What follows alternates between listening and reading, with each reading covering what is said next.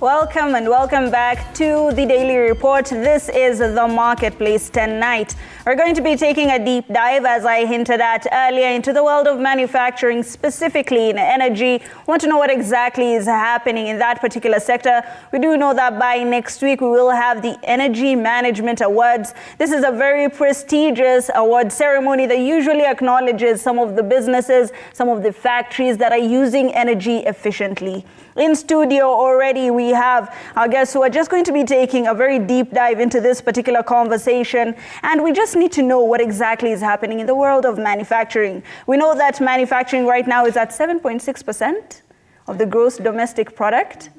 And you are, of course, the manufacturing world is contributing a lot to that. We just need to know how energy is coming into this. We know that the prices have gone down significantly when it comes to electricity. In studio, as I've said, I have Joyce Njogu, who is the head of business development for the Kenya Association of Manufacturers. And I have an energy expert, Sylvester Makaka, who is just going to be breaking down, the harder parts. We're going to be throwing the harder questions at you. We get the manufacturer's perspective, and then we throw the harder parts to the only gentleman that we have tonight. I'll start with you, Joyce. Maybe if you could just tell us, energy is such a wide topic. The manufacturing sector does depend, a large amount of producing is dependent on energy. How exactly is it faring on in that particular sector? First, I wish to say that manufacturing sector is a major contributor to GDP, especially in Kenya. It's at 7.8%.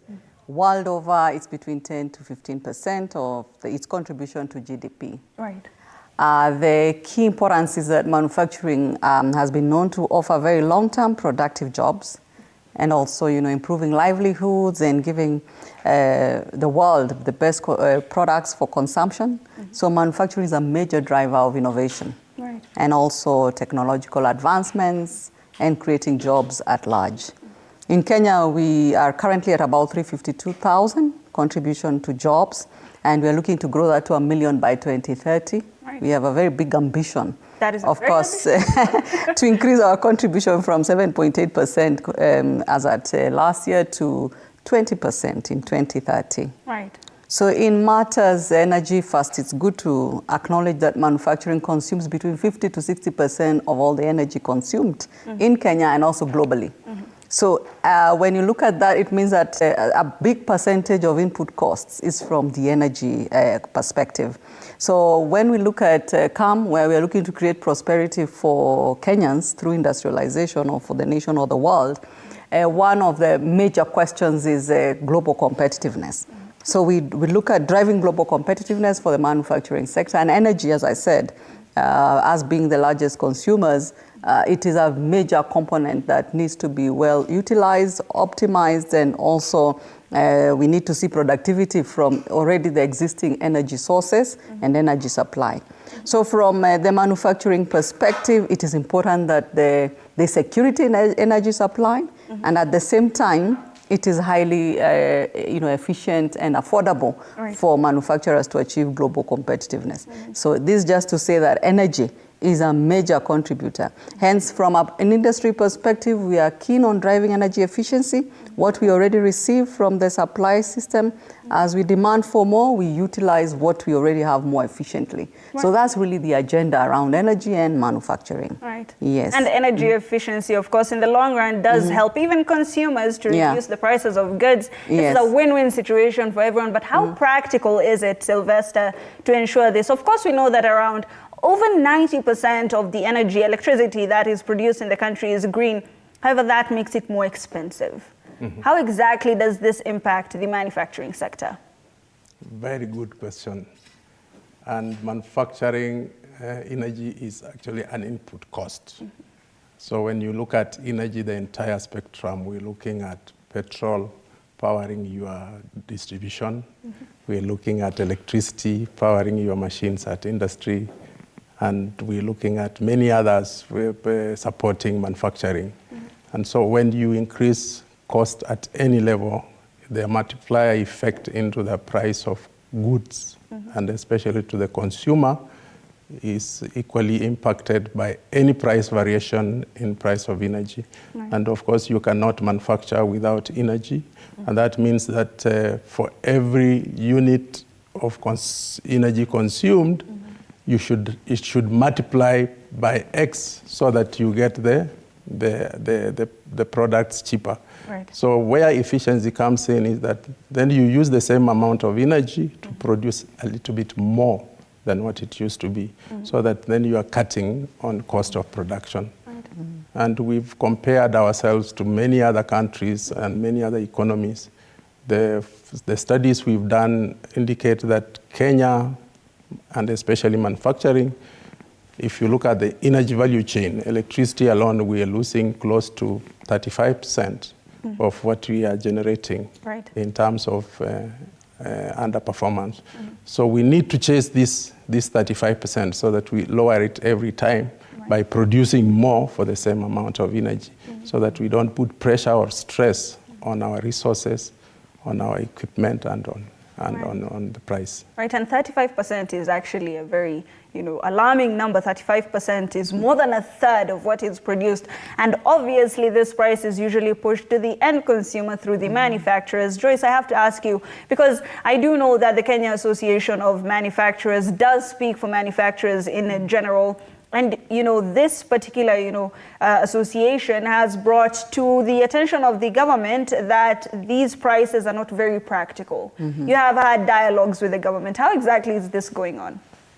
First, I must say we've had a very good platform for public-private dialogue, and it's quite structured and systematic in the way we engage. And of course, in manufacturing, we are keen on competitiveness, like I said, and competitiveness has very many factors, of course, energy cost being one of those. We have been analyzing challenges around energy and why the prices have gone up. Of course, from our end, we've been promoting sustainable tariffs that are predictable so that people can have long-term planning, long-term investments, knowing, especially if you're investing in renewable energy and investing in your pricing, it's good to have a long-term kind of pricing strategy. But in the recent past, we've seen challenges around the costs of fuel, global prices changing. We've seen issues of floods affecting how we access power and infrastructure. We've also seen issues of drought affecting then how we access power from the hydros, which also give us a lot. So there has been that understanding in tracking pricing, but at the same time, from a manufacturing perspective, we recognize that some of these costs are really affecting how we do business. And when you have a cost disadvantage, sometimes you are not able to compete globally.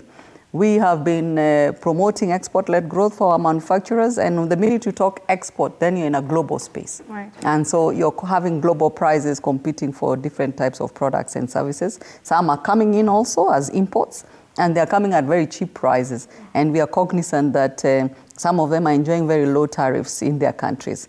When you look at energy cost, for instance, in some energy-consuming companies, you'll find it's between 40 to 60%. And that then affects how they look at energy. The other area that we've been advocating for is issues of power outages. So when you go to alternative sources like generators, then your cost of diesel goes quite high. And then you lose the opportunity of enjoying the green power from the grid, and then your cost goes up. So power outages are really also dangerous for us, and we've been negotiating with government to at least have a good quality power that is sustainable, and industries then don't have to deal with damages to the blackouts and the losses incurred thereof. So if we have sustainable power supply, then we can work towards competitiveness. But I must say we are also happy that we have a more reflective pricing strategy. It's reflective in the sense that it's not subsidized, so you can understand that there will be no shocks overnight, like we're in some countries where they have very high subsidy programs. Right. So we are cognizant of that, and we are working closely with government to really build on a very good tariff that can help us plan our investments. The other big story is that we are trying to attract, we are really not trying, but making deliberate efforts to attract foreign direct investments. Most people will want to know cost of production in Kenya. And if you have green power where we have a good plus, it's a good attractiveness area. The next question will be affordability of the energy costs, especially if they are high energy consuming industries. Right. And most of those will also be very big on creating jobs. because they'll come with huge investments. So we have to also balance how to make Kenya more attractive as an investment destination. Right. Yeah, thank you. You've pointed out a few things that are very important, to this particular conversation, and all factors held constant, Sylvester. Yes. Maybe if you could just make us understand, power fluctuations usually does affect, the output cost, especially considering that a lot of manufacturers solely depend on electricity, diesel. Of course, we will be delving into that. This fluctuations, when it comes to the government and trying to, make them understand that it's not very good for the manufacturers, how exactly can industries, balance between this to ensure that the prices are not affected when consumers are taking these products? Thanks. And let me mention that every manufacturing facility is time-based. You produce per hour, you produce per year. And so the more you maximize on this total number of hours in a year, makes your productivity throughput much more efficient. So that is the starting point. Any hour you lose affects the price of production, the cost of production. And so that's why we're fighting, not fighting, but advocating for reliability at the highest level. And the highest level, some economies have achieved 100%, so that you have power throughout the year, so that your machinery, your equipment, everything else, lifespan is guaranteed. Then you can produce more, and it reflects on the price. So why are we suffering? Because we are suffering in Kenya because some of this infrastructure we have is now old. So we need now to rethink the strategy so that we are building for tomorrow. We have already lived our life of the first 50, 60 years. Now we need to think, what do we do for the next one? The next phase of Kenya should be totally different. We cannot start talking of unreliable power when we are looking at Vision 2030, Vision 2060. We need now to rethink, what do we do for the next? And we need reliable power. What we have in Kenya, let me tell you, what we have in Kenya, we are talking of a per capita consumption of 200 kilowatt hours. Some countries, I'll just mention South Africa, it's over 4,000 kilowatt hours per capita. So we are still a long way to go. And if we don't get the plan right now, and we project ourselves into the future, then we shall be moving into the future with this problem. We need to sort it now and plan for the future. Right, we need to sort it now. I think this is, the tempo we're going to be taking. And speaking of solving it now, Joyce, the prices of a lot of petroleum products just last night changed. A liter of diesel now is at 179 shillings. A liter of petrol is at 180 shillings. Right, and usually Kenyans, when they see this, they want to see instant results because a lot of Kenyans have the perception that whenever fuel prices drop, everything else should drop. How are manufacturers handling this? Well, first we must understand manufacturing processes and the flow of materials, input and output. Of course, you'll see instant results in issues like transportation, because in transportation where you fuel every now and then you'll see instant change in logistics and transport, which is very key in manufacturing sector, because there's a production in the factory and then there's managing the supply chain. And there you'll see a bit of change in distribution, which favors then the distribution companies and the transport companies. But from a manufacturing sector, there's that cycle. You already have inventory, either of your fuel or you already have inventory of your products. So there'll be some slight difference in change, and Sylvester can explain more to that. But from the manufacturing perspective, we look at also operational excellence within the plant. So some of the initiatives and innovations are about promoting operational excellence, reducing the cost of operations, and making sure we are operating optimally so that we can be able to balance and do some gains from these price cuts. Although it's not that huge, but you can see there's a bit of price cuts. But maybe just to tell Kenyans that there are many other costs to manufacturing and not just fuel. So there are many other factors that can be put in to support this. You'll find like those who are using public transport, the workers, sometimes they are caught by surprise. Fuel costs may go down, but transport to go home has gone up. you'll find that their pay, again, has been affected. So their ability to purchase products also has been reduced. So when your ability to purchase products is reduced, sometimes you may blame it on the cost of the food and you assume it should go down. So there are many factors affecting really how we afford products and services in the country, and also how that's transferred to consumers, and how manufacturers, who are also consumers, right, because you have to purchase inputs. They're also affected by prices. If price of fuel is high, again, the logistics of buying raw materials from all over the world also is affected. So maybe immediate change is not possible, but there could be some changes that we would see over time if that price is sustained. Right. Yes, the challenge is sustainability. Right. The parting shot to the consumers is to poorly. So let's see what will happen. Sylvester, let's get your insights on this as well. Great. Price build-up, especially at the manufacturing level, has very many components. One of them is the volume. And volume is determined by the market, by the way. So if we have a consumer base that is ready to purchase more, then you are able to push more volumes, and by so bring the cost of production down per unit. Right.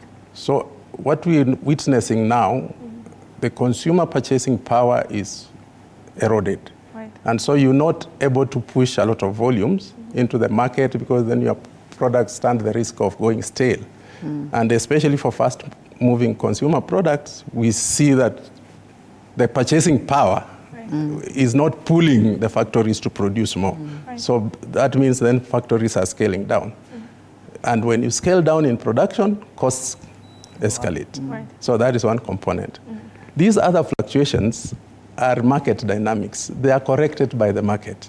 Because if we don't match the consumer price, somebody will bring in products for another economy. So there are market dynamics that control these other variations, because petroleum products or petroleum prices are not only specific for Kenya, it affects every other economy in the world. So if an economy is taking that advantage, they are able to push products into the country. And that's why that is a market dynamic. But the real push, the real pull is the consumer demand. That's what will drive the prices down. Right. I think we're all circling back to the same thing. What does the consumer want, and what is the purchasing power of the consumer? And speaking of power, let's just get a few numbers on the screen so that we can have a few things in perspective. Now, when it comes to energy and manufacturing, the power costs have reduced since March. We're looking at a unit of power in April going for 3 shillings and 26 cents, and a unit of power in March going for 4 shillings and 64 cents. It's dropped by even more than a shilling, and that means that for 30 units in April, that was around 629 shillings, in comparison to 30 units in March, that was around 729 shillings. This drop is quite drastic, one would say, especially when it comes to manufacturers. You've said they use around 50 to 60% of total power in the entire country. Joyce, if you could just tell us, how exactly did manufacturers take this information? First, I must say we appreciate the reduction in power costs.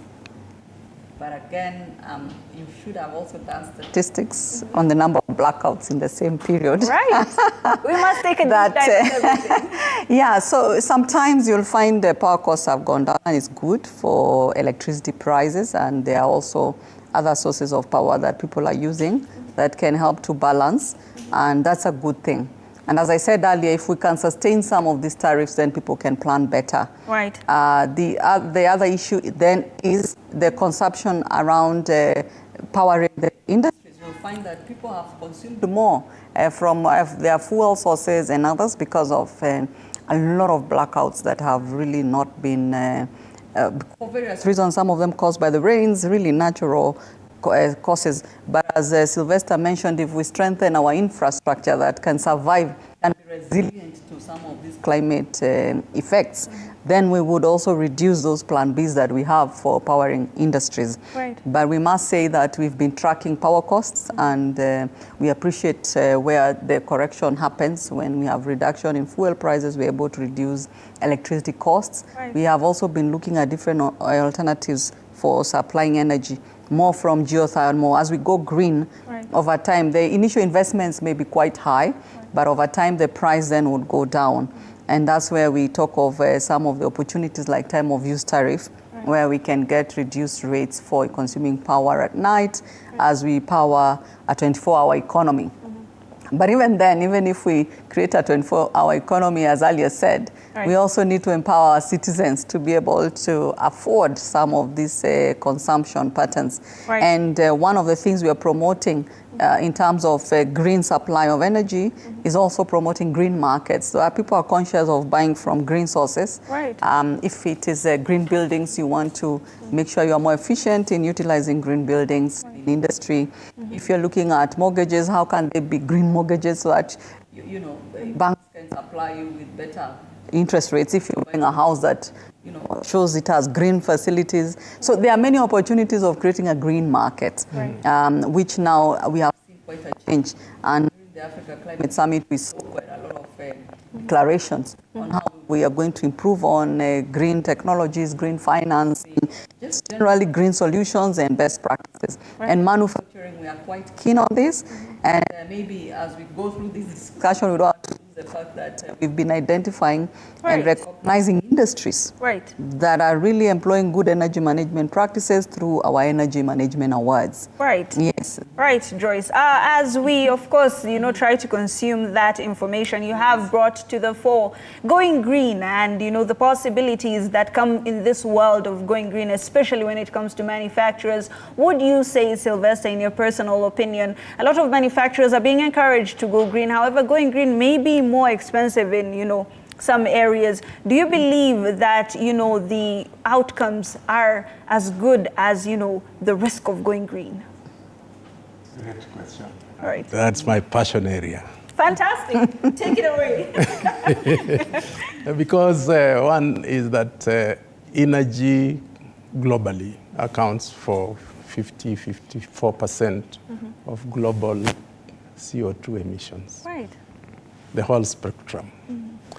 And why we need to go green is because we realize that there are better ways of doing things. We have to shift from business as usual. That era of polluting must come to an end. If we can't control it now, we must control it now. Okay? If not now, then now. Then now. So the mitigation factors are many. They are various. Solar is coming in strongly, wind has come in strongly, and Kenya is endowed with geothermal, hydro, and solar and wind, all those, and many others. So we stand at an advantage position as a country, and of course you mentioned that we've already hit our 90+% green, and the vision is to see that we go transit 100% green, not in the very far future, but very close. Two things happen, that then we become an attractive investment destination for green, because other countries may not be resourced as we are. And that gives us an advantageous position to go green 100% tomorrow. Then we can attract investment because of our green label. And green label then gives us a wide doors open for the green market. We can trade in carbon credits. We can trade our products on the. What we need to do is then create a premium for being green. And I've seen economies that have created a premium for being green. And of course, if you want to buy a green car, you'll not pay the same amount of money as you are buying for a polluting car. So we need to create a mechanism of putting a premium on green products. And Kenya actually is ahead of the game. It's ahead of the game already. And then we focus all our energies in attracting green manufacturing for Kenya. It becomes a hub in East Africa, in Africa. We can be the starting point. We can be the example for the world, which we want to demonstrate. Thank you. And speaking of the Africa Climate Summit, Kenya did secure a good amount of financing when it comes to green financing. And Joyce, maybe how exactly is the manufacturing sector taking this? Are we going green? Are manufacturers taking, this advantage of the energy that we have, the goodness of going green? First, I must say that manufacturing sector has been very proactive in going green. And One of the opportunities we've enjoyed is a direct partnership with the Ministry of Energy and Petroleum. We have a PPP with them, where we've set up the Center for Energy Efficiency and Conservation. Right. And within this Center for Energy Efficiency and Conservation, which was established in 2006, we've actually been promoting green practices. And so you can see, by the time we were doing the Climate Summit last year, right. we were part of those who are giving historical evidence that it has worked for industry, right. it is relevant for industry, and it is important that we build resilience within industry and long-term viability. Right. One of the things we've been doing very strongly is awareness creation, building awareness around clean technologies, energy efficient technologies that industries can take advantage of. Bringing around technology companies and linking them with industries. We've done a lot of energy audits, over 2,000 of them in this country from our industries. We're part of those that created the energy policy, the energy management regulations, and so many other regulations to support industry in compliance that then helps them to be cost efficient. They're able to manage their cost in terms of operations. They're able to account for it, and most they're able to be more profitable just by managing the energy efficiency. A lot of them have saved the energy cost between 30 and 60% just by implementing these energy management practices. And you may ask which areas. We have areas like what has been said, solar PV. We've had areas of retrofitting the boilers to be more green, investing in biogas, biomass. So there are so many opportunities we've been harvesting through our energy management awards, where we go on the ground, verify the innovations and make sure they are measurable, and then account for it, and then give awards to different industries. We have some industries that have been there for all the 20 years that we've done this, because they are proud of showcasing how they've been able to save their energy. We are also looking at water efficiency, how you can optimize your water, because there's a nexus between water and energy. Right. So they're also looking at their technologies, how to conserve water, so that again you're not abstracting a lot from whatever sources you're using, and then the savings can then be redistributed to other demand areas for energy and for water. So there's been a lot of improvement in that area. We've also engaged in a lot of green financing opportunities. We've done this for over 10 years, really building the green finance market. And we've worked closely with the banks, and we've been able to come up with guidelines of green financing, guidelines of managing risks and due diligence around green projects, and also financing those green projects at affordable rates. Funding climate change sometimes is really a challenge, because we are used to having collaterals from sales and land and others. But here we are saying your collateral, your saving, really is directly from a technology that you're promising will give you cost savings, or you'll save your energy. So part of what we do under the Energy Management Awards is that. And as CAM, we are proud of offering a one-stop shop where you can do your assessments of your facilities, then invest. You get a big investment plan on what you can do to improve on your energy efficiency, water efficiency, even waste reduction. We are promoting waste reduction, eventually to zero waste. And so there are many opportunities around sustainability practices that we are driving at the Center for Energy Efficiency and Conservation. And most recently, we also launched the Center for Green Growth and Climate Change to fast track some of these green practices and accelerate adoption of these standards. Equipment we are making, we have the energy minimum performance standards that we've been developing with the Kenya Bureau of Standards, just to help industries understand what to produce. If it's the motor vehicles also, we've worked closely with many industries, and we have quite a number of manufacturers producing locally electric vehicles and electric motorbikes. So we are making good progress towards improving our manufacturing processes and in investing in green practices. And I can attest to, financial institutions. There are a lot of banks now that a part of their portfolio actually goes to strictly green projects. Probably that's working out for a lot of manufacturers, a lot of businesses that want to go green. 30 to 60% saving in energy is very lucrative for a lot of these manufacturers. I'm sure factories are wondering, how exactly can I save this amount of energy? However, there is the initial cost. Sylvester, tell us a little bit more about that. Very good. Before I speak to that question, let me say that as a country, we formulated a national energy efficiency and conservation strategy. Right. It's in its first phase, and we've set ourselves a target of reducing the overall national energy,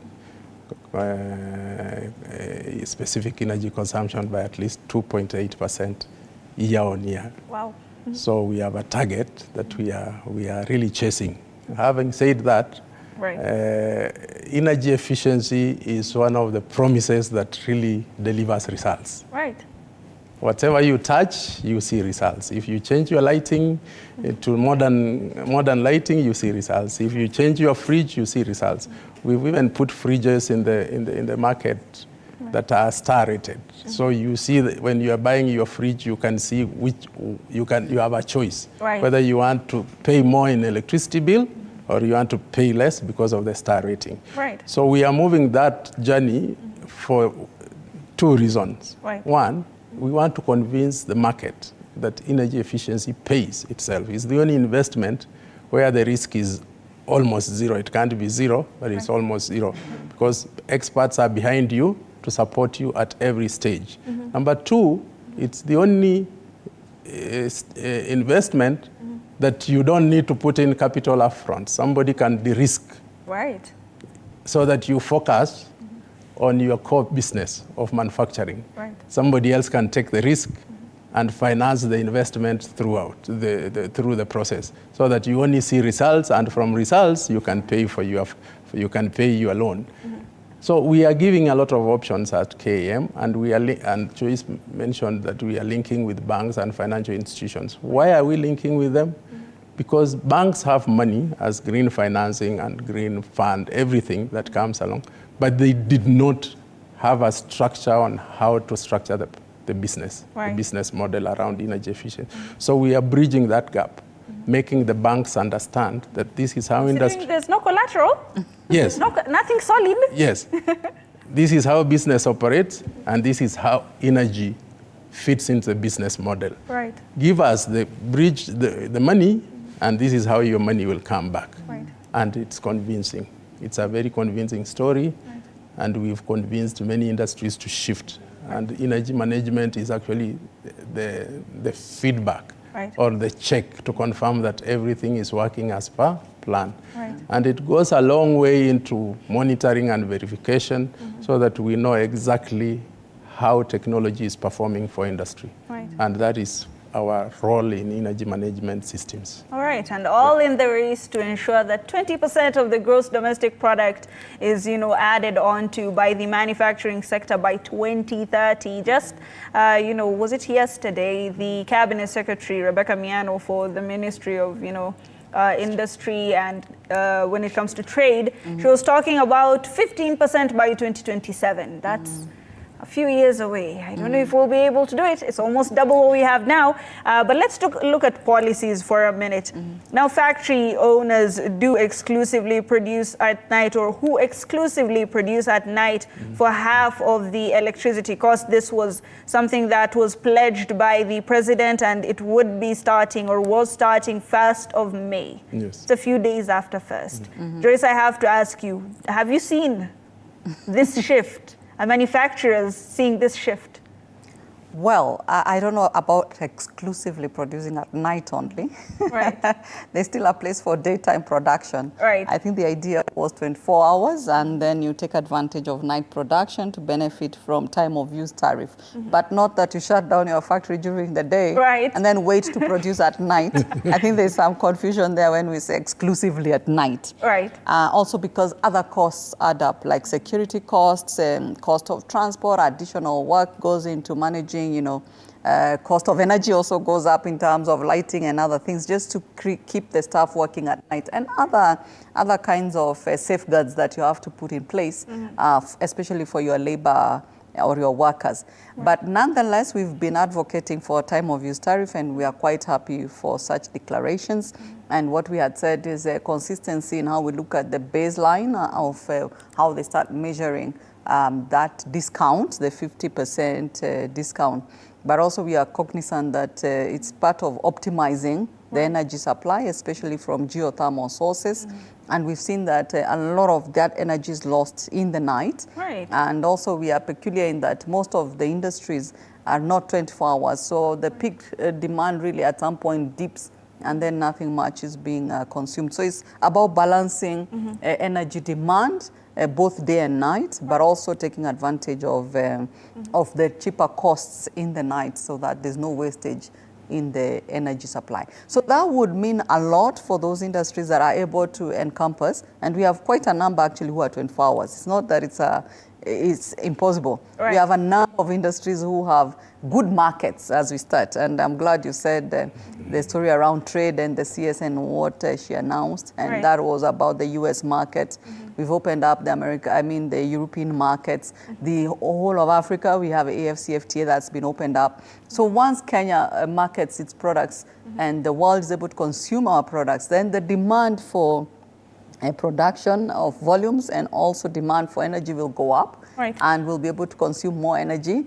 Hence, you'll be able to use both day and night to right. produce. Otherwise, if you don't have a market, you may not even, your factory may be utilized at 30%, 20%, and you lose the opportunity of producing at night. Right. When you look at a balance of the trade-offs that you have to do to go into the night. Right. But this is one of the areas we've been promoting quite a lot on how to utilize existing power, especially from geothermal sources. Right. And we are proud of those declarations, and we'll continue engaging with government on how to balance those costs in a way that are reflective even in our production costs, and the infrastructure is supportive of distributing that power to everybody, even right. the SMEs in our country and many other places, so that we can be able to grow that energy demand and eventually reduce the cost of energy for Kenyans. Right, so a lot of factors come into play, supply and demand. Yes. Once again, rears its ugly head, because this is very essential when it comes to production. And 50% off at night did seem, it seemed like a very big, incentive for a lot of factories, but clearly a lot of other things are necessary in order to ensure that people take advantage of this. Sylvester, when you heard this declaration, 50% is a large amount of money to, chop off from when it comes to production. How do you feel about this? Well, that is a very welcome declaration. And for it coming from the head of state, it was a good statement to make in public for two reasons. One, that then manufacturers have some sense of flexibility on how to level out their cost of production. So you're able then to schedule part production during the day and part production when there is 50% discount. Right. And what is informing this 50% discount is, if you look at our demand pattern over 24-hour period, everybody kicks in his lights, street lights, right, around evening 6 o'clock. And by 9, 10, everybody switches off and goes to sleep. Cooking has stopped, everything else has stopped. So you're left with industry. At that point, our demand drops naturally, because then there's no consumption. Right. So we want, so we are generating cheaper at night. Right. We are generating from geothermal. We are generating, of course, solar and wind may not be there, but we are generating from geothermal. Right. So we've switched off all the thermals. Right. So this cheap power that is being generated at night, unfortunately, then our machines are also operating at below optimal. Right. So we want to stretch the machines, right, so that we can generate more from the machines and level out the costs, right, so that we can produce more. And to do that, that is the incentive that the declaration was making, right, that this incentive then can only be enjoyed when we have a cheaper generation, and we want to optimize our machines. And if we optimize the 3,000 megawatts now we have now, if we optimize, we are very optimistic, right, that our cost of production will, and energy for that matter, right, will level out to a much lower number than what people are complaining about today. Right. The complaint is coming in because we stretch the system in the evening peak, everybody is coming on. Right. And at that point, we have to pump in some thermal generations. Right. And then you see the fuel cost coming in at the most punitive. Everybody has said, we don't want this fuel cost, what is this? Right. Yeah, but it is a necessary evil that must be with us for the time being. Right. Until we sort out the leveling. Once we sort out the leveling, then the price will now be more ready. So as manufacturers, we are happy for that declaration. Right. And we can take advantage of it and schedule our production lines, right, so that we are able to maximize when the price is incentivized. We don't call it lowered, but it's right, incentivized. 50%. That's a really good number to play yes. with. Sylvester, I have to bring to your attention yes. a couple of, was it months ago, when there were national blackouts, especially at night, and the main qualm was that we were using more power than the power lines could, maintain. Now, this, of course, is a very good incentive to give to a lot of manufacturers. However, those problems on the network and the grid have not necessarily been solved. Do you believe that maybe this could tip off a small balance that we have at the moment? Yes and no. Yes, in the sense that once you level out your demand, then you are able to schedule which power plant comes in at what time, and you are able to see that everything is within limits. Right. However, the distribution system and the transmission system must be such that it's robust to take care of shocks. Right. What do I mean by shocks? For instance, if one power plant is off for maintenance, for any other reason it's off, and then you have stretched the remaining power plants. If something happens in the system, you are very likely to have ripples, and the ripples cause a lot of what you will hear Kenya Power say, right, system disturbance. Right. System disturbance, if you don't manage it within the predetermined time, you are easily going to collapse the whole system. Right. And that's mostly what happens. So we need to have a system that is robust to foresee or to predict these system disturbances. Right. And if that system disturbance is occurring at a time when the loading on the system is high and the capacity is just levelized, right, you're likely to see this. So we still need to build capacity right, of the transmission, distribution, and generation system to be able to withstand those small shocks. Right. And it happens with time.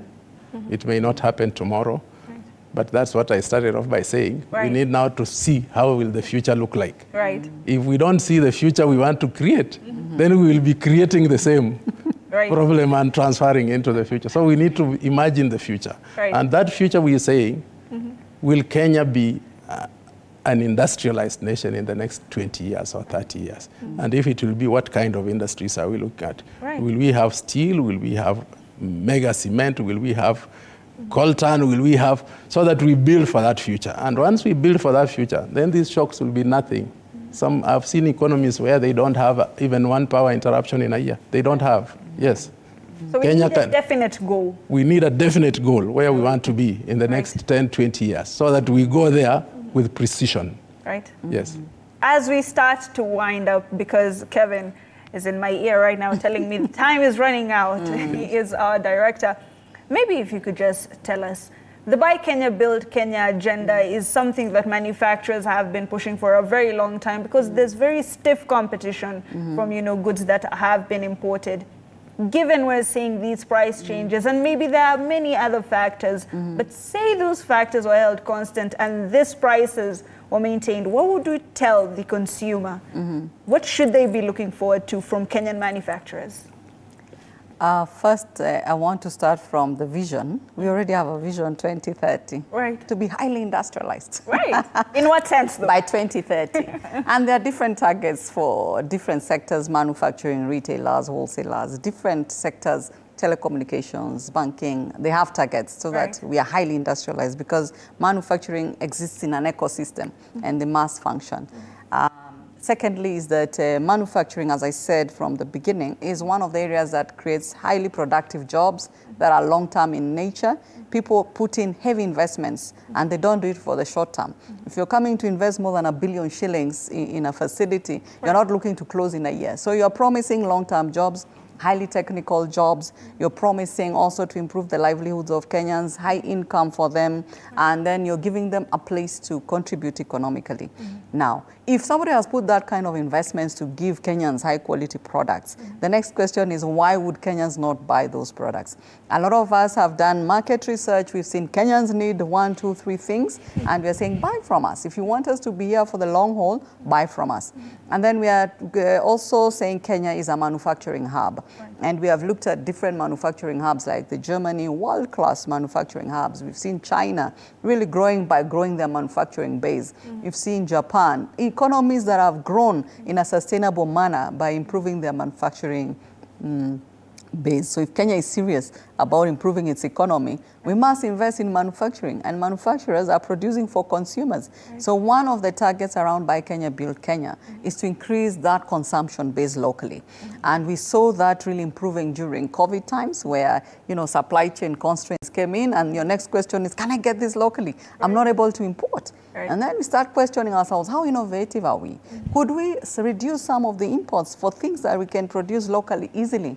And we've seen a lot of small businesses innovating also in the apparel sector, in cosmetics, in food. We've seen a lot of innovations coming through, especially during the COVID, and the spikes of new businesses, new innovations coming, and Kenyans readily buying from local products. And not just Kenyans. We saw an increase in exports in our regional economies, like in Tanzania, Rwanda, Uganda. We saw interest in people buying from each other because of reducing the cost of logistics, time taken to access products, and even just celebrating the innovations within the Kenyan manufacturers. And maybe just to mention, we also launched the Changamka Shopping Festival. Right, and I love that personally. I am a big fan. Manufacturing Summit and Expo, actually. Right. And it's to allow Kenyans to come and meet manufacturers directly. And you find a lot of people thinking these products are imported because they are of high quality. They've been enjoying them, thinking they are imported because, So we wanted to show Kenyans we have high quality products right here at home that the whole world is consuming. Why don't you become proud of what is made in Kenya? Make sure that jobs are sustainable. Even as we consume other products around the world, let's also be proud of what is made in Kenya. And we give ex-factory prizes. The buzz around shopping from our festival. And that to us is quite an exciting innovation that we've seen to connect consumers, local consumers with manufacturers. Right, and I got the best coffee from, the last one. I cannot wait for the next one. I cannot wait for the next Changamka Festival. Sylvester, maybe a parting shot now that we're closing off. What is the ideal situation for manufacturers and, energy providers? Let me start by saying that all economies are local. Right. Anything else is a negotiation. That's a good one. All economies are local. Anything else is a negotiation. Right. So you need to consume what you can produce locally before you look at what you can bring in from a neighbor. Right. That's a negotiation. You'll negotiate on terms and trade terms and all that. Right. But all economies are local. We need to build that resilience in this economy that Kenyans can buy. On energy, I think Kenya is on the right track. Right. My view is that we need now to think on the next step so that we move away from, I told you, from the 200 kilowatt hours per capita. Right. To scale it up, to start looking at how do we drive this to 5,000, 10,000 per capita. And that will mean that we now have to attract in big manufacturing. Right. Make Kenya a manufacturing hub, as it were, in a big way. Right. We stop thinking small. We have green energy. Right. We can capitalize on that as an advantage point and attract the big manufacturers. Right. But we need to have a system that will promise them that big vision. Of course. Yeah. Right. If we have this system, tutajivunia kuwa wa Kenya, we can do well, we can do better, we can consume Kenyan products. This has been the conversation on the marketplace tonight. Thank you so much for being a part of it. Next week we have an even more exciting topic. But for tonight, it's good night from me, Hibaq Said. Till next time, have yourselves a very lovely evening.